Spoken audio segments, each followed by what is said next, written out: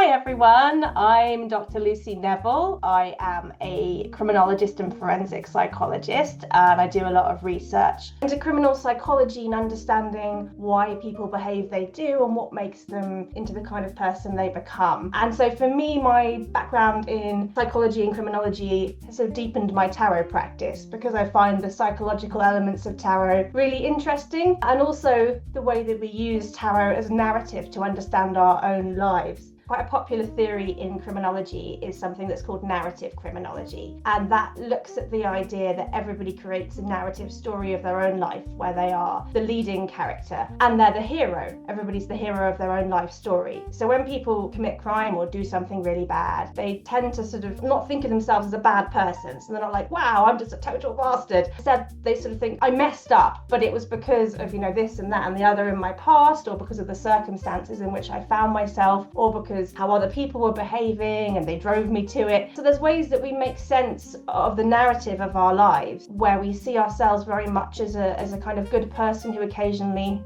doesn't do good things. And I think tarot is also a really good way of helping unpack the narrative of our life stories and helping us to understand a bit more about ourselves, and perhaps why we keep making the same mistakes over and over, and get a bit of insight into that. And I think it can really help people begin to have those sort of self-realizations around their own behavior patterns, and that can help them change if they want to. And so I think tarot can also be really helpful in helping people make sense of that really complex relationship we have with ourselves, how we judge ourselves or don't judge ourselves, and how we understand or don't understand why we make some of the decisions we do and why we behave the way that we do sometimes. And it can offer a real insight into that. So I've definitely come at tarot from a more secular perspective. But my talk is looking at tarot and archetype, and I think that's for me where a little bit of magic comes into tarot, because I very much think that tarot is a way of unlocking kind of Carl Jung's ideas around the universal archetypes that humans have. So I think, when we look at a lot of the cards in the Major Arcana, even for people who know nothing about tarot, when they look at those cards, they can have a really good stab at saying what they mean, because those images really speak to us. We look at them and we're like, oh yes, that's how we've always drawn that life event or that emotion in our art, or that's a metaphor we use to talk about it in so many of our fairy stories or our religious stories or our folklore and our myths and our legends. And a lot of these things transcend culture as well. So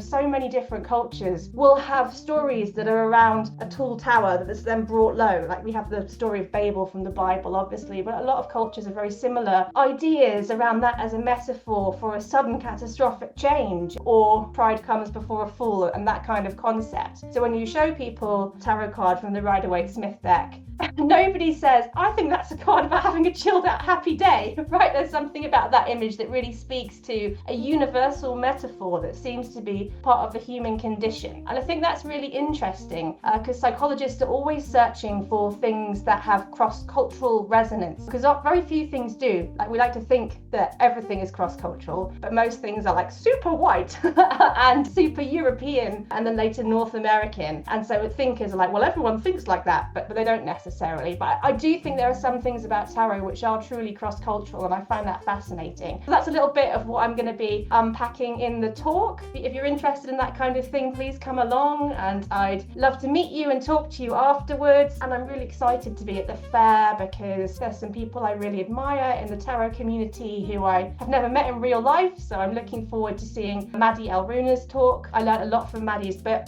I quote her book a lot on my blog, and it's going to be really exciting to actually meet her. And I'm really excited to meet Sarah Kathleen as well, who I know is selling some of her decks. But I reviewed her A Grieving Tarot, and she wrote me a really lovely message saying how much she loved my review, and we had a bit of correspondence there. So it's just such a great opportunity to connect other people who are interested in this wonderful art form that is the tarot. Thanks very much, and I will see you next month.